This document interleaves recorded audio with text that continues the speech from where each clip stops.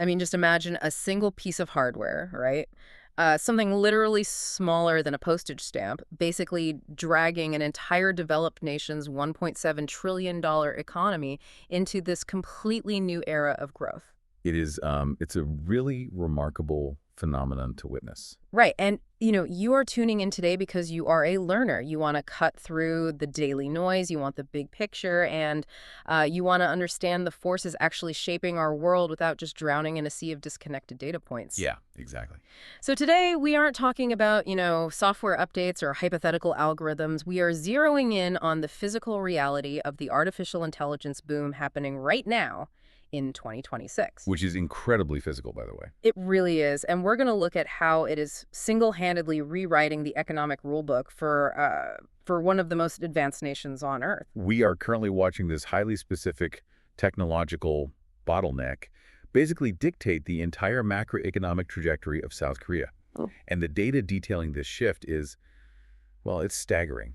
It's totally wild. So our source material for this deep dive is a newly released, really detailed report. It's titled South Korea's Economic Surge, Driven by AI Semiconductor Boom. And it basically breaks down some eye-opening new data from Bank of America. Yeah, the BOFE data is really the anchor here. Right. And our mission today is to figure out how this one specific technology is pulling an entire country into an above-trend expansion. And, what that reveals to you about the very real, physical, global technology race we are all living through right now. It's a race that is moving much faster than I think most people realize. Oh, without a doubt. I have to say, looking at these numbers, it is absolutely mind-bending how aggressively economic forecasts can basically be rewritten in a matter of weeks. Yeah, what's fascinating here is that major financial institutions rarely pivot this hard. Yeah. I mean, they just don't. They usually hedge their bets, right? Exactly. To establish our baseline here, Bank of America recently published a drastically raised 2026 GDP growth forecast for South Korea. If we look back to just early April, their models were projecting a fairly standard, moderate growth rate of 1.9%. Which, in the world of mature economies, that's a perfectly respectable, steady-as-she-goes number. It is. Yeah. But their updated projection has bumped that figure all the way up to 3.1% year over year. Okay, let's unpack this. Because for anyone who doesn't spend their mornings staring at gross domestic product charts, 1.2% might sound like a rounding error. Right. It sounds tiny. It does. But a jump from 1.9% to 3.1% for a fully developed, highly complex economy like South Korea it's a completely different economic reality, right? It absolutely alters the entire landscape of the country. In macroeconomic terms, this marks a definitive shift from moderate growth straight into an above-trend expansion. Wow. Yeah. When an economy of South Korea's scale experiences a sudden 1.2% positive revision, you are talking about billions upon billions of dollars in unexpected, accelerating economic activity. Right, so it's not just numbers on a page. No, it means factories are running hotter, supply chains are strained, but in a positive way, and corporate balance sheets are suddenly just overflowing with capital that wasn't projected to be there, just a few months prior. Let me see if I can visualize this, because thinking about entire national economies can get abstract fast. It really can. So instead of looking at South Korea as just a ledger of numbers, let's imagine their economy as a heady, multi-mile-long freight train. Okay, I like that. You have passenger cars representing domestic spending, you've got cargo cars representing standard manufacturing, tanker cars for raw materials. At 1.9% growth, that train is cruising at a steady, predictable speed. Right, the engine is doing its job, but nobody's getting pushed back into their seats. Exactly. But this new 3.1% reality means something in that engine compartment has suddenly revved up to maximum torque, and it's pulling the entire weight of that colossal train forward at a completely unexpected speed. That analogy captures the mechanics perfectly, actually, especially because the report is explicit that this sudden acceleration isn't a team effort. Wait, really? What do you mean? Well, the entire train didn't uniformly decide to go faster. The outsized torque pulling the rest of the economy forward is coming from an explosive improvement in one incredibly concentrated area. The semiconductor sector. Exactly, the semiconductor sector. Oh. South Korea's economic fortunes they've always been tethered to global technology cycles, particularly memory chips and advanced manufacturing. Right, they've always been a tech powerhouse. But the concentration of this current upcycle is completely unprecedented. According to the Bank of America data, South Korea's year-to-date export growth has hit a staggering 41% year over year. Hold on. 41% growth in exports alone is a monumental number. But the detail from the report that honestly forced me to reread the page was the breakdown of that number. Yeah, it's eye-opening. Out of that entire 41% export growth, semiconductors alone contributed 36 percentage points. Just massive. That means without chips, the rest of South Korea's export growth is basically flatlining at around 5%. I mean, is it normal for a single sector to carry almost the entire weight of a country's export acceleration? It's like a group project where one person is doing 90% of the work. Yeah, it is an extreme concentration. And it highlights a critical explainer angle from the source material regarding how expert ecosystems actually function on the ground. Okay, break that down for us. Well, when we see that semiconductors are providing 36 out of 41 percentage points of growth, it is really tempting to think the rest of the economy is just sitting idle. Right, like the rest of the group project is just goofing off. Exactly. But that ignores the sheer physical complexity of manufacturing these components. Right, because an advanced semiconductor isn't just, coded into existence. It requires incredibly complex physical logistics to actually create. Precisely. And that is how the torque transfers to the rest of the train. When global demand for chips improves, it triggers a sprawling chain reaction. A ripple effect. Yeah. South Korea's massive tech manufacturers see their corporate earnings spike, so they reinvest those earnings into capital expenditures, building new fabrication plants, upgrading equipment. Which means they have to hire construction companies. Yes. That leads to an immediate surge in broad industrial production. You suddenly have construction companies securing massive contracts, factories running 24/7, which drives up industrial energy consumption. Which means more hiring, more overtime pay, and suddenly all those tech workers are spending more money at local restaurants and retail stores, which ends up lifting domestic consumption. Exactly. Furthermore, consider the logistics. These are high-value, incredibly delicate components that need to be packaged, secured, and shipped across the globe. Oh, so that creates a boom for the maritime and air freight industries too. Right. So while the semiconductor sector is the sole catalyst, the engine, the physical reality of filling that demand lifts the entire GDP ecosystem. That makes total sense. And what's fascinating is that a huge part of that lifting force comes down to a radical shift in the price of the product itself. The pricing dynamics right now are wild. Yeah, the report notes that Bank of America expects the prices for DRAM chips to surge by 48% year over year in 2026.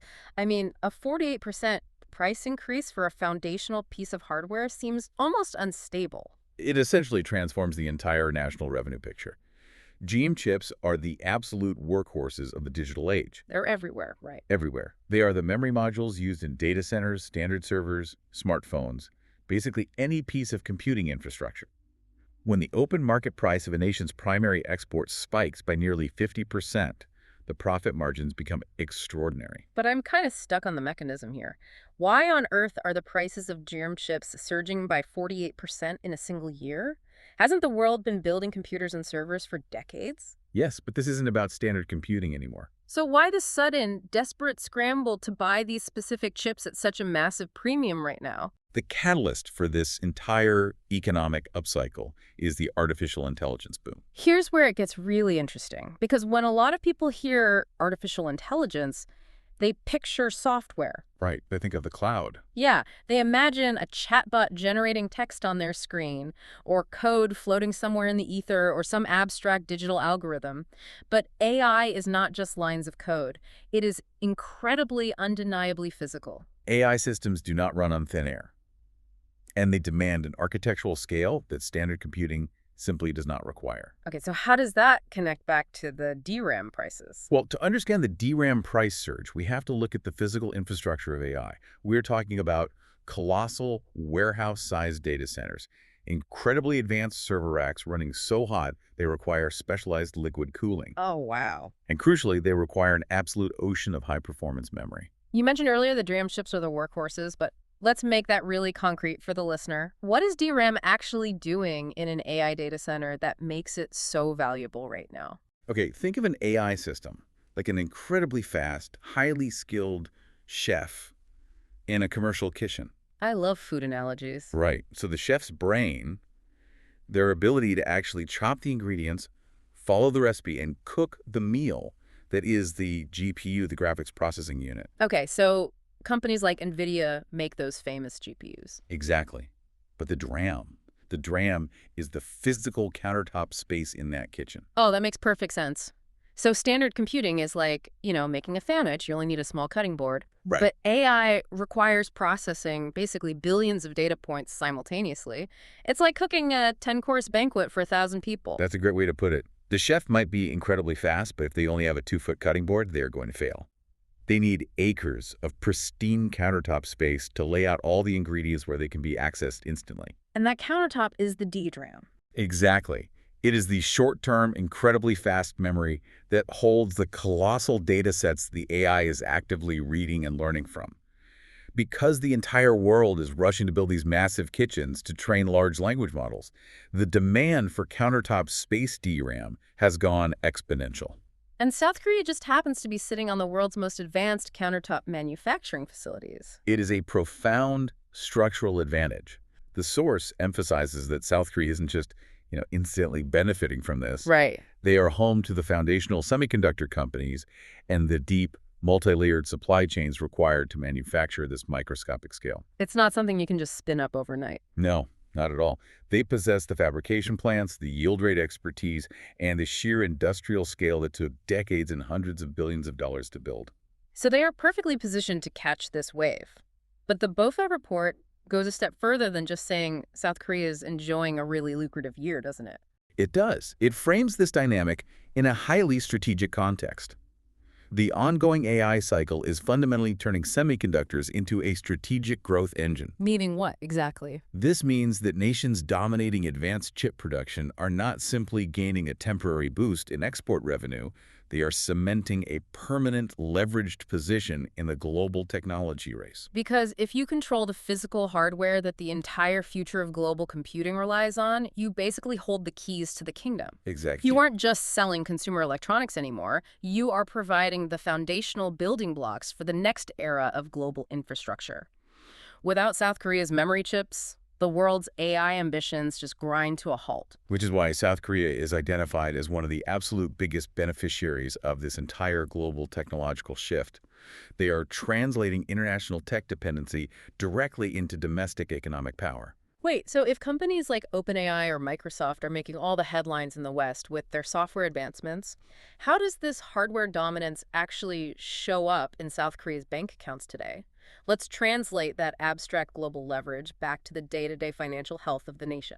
If we connect this to the bigger picture, we can see it clearly in the macroeconomic projections.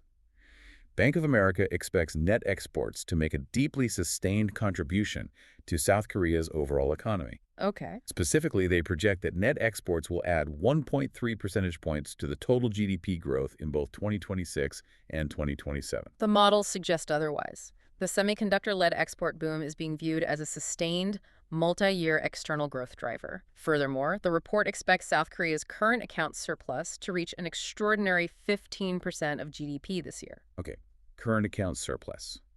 We hear terms like this thrown around in financial news constantly, but let's slow down and break down what that metric actually means for a country's real-world health. Sure, a current account is essentially a nation's external financial scorecard with the rest of the world.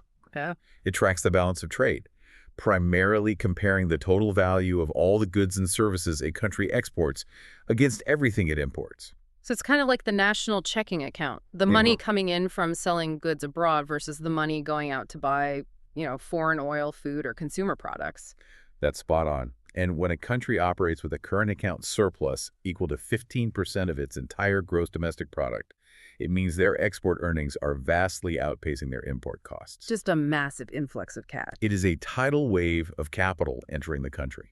For South Korea, this points directly to the sheer overwhelming value of those DRAM chips being shipped to data centers worldwide. But what does a 15% surplus actually allow a country to do? Like, if you are a citizen of South Korea or a global investor looking at their markets, why is that specific number so reassuring? It acts as an incredibly powerful financial moat. Earning that much foreign currency essentially builds a massive buffer against global economic shocks. Oh, interesting. Yeah, it inherently strengthens the local currency, the won, which means when South Korea needs to import necessities like energy or raw materials, it costs them less. It drastically suppresses imported inflation. So it actually makes life cheaper, or at least more stable, for the average citizen, even if they have absolutely nothing to do with the tech industry. Furthermore, it signals to global markets that the country's economic foundation is ironclad. It drastically lowers the cost of borrowing for their government and private sector. Giving them the financial breathing room to invest even further. Exactly, investing in next-generation technology, infrastructure, and employment. Contrast this with nations running deep current account deficits, who are constantly vulnerable to currency devaluation and capital flight. South Korea is effectively bulletproofing its balance sheet using semiconductor revenue. So what does this all mean? We have a nation whose 2026 growth forecast has been upgraded from a modest 1.9% to an aggressive 3.1%. Right. They're riding a 41% export growth wave, driven almost entirely by the physical hardware needed to build AI data centers.